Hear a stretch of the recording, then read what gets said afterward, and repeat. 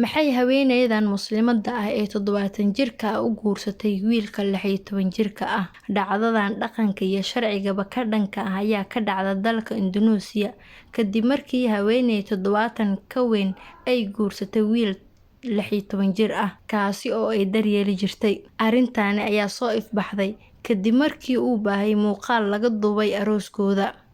Marka la eego sharciga dalkaasi, guurka dadka loo aqoonsan yahay carruurta ayaa loo ogoleen, balse lamaanaha ayaa sheegay inay isdilayaan haddii aan loo ogolaanin inay isguursadaan, taasi oo sababtay in markii dambe ay mas'uuliyiinta tuuladooda ogolaadaan in ay isguursadaan, balse aan lagu diiwaan gelin doonin galka dowladda qoysaska isqaba. Sida uu qabo sharciga Indonesia, da'da ugu hooseysa ee gabadhu ku guursan karto waa 16, halka da'da ugu yar oo wiilku ku guursan karana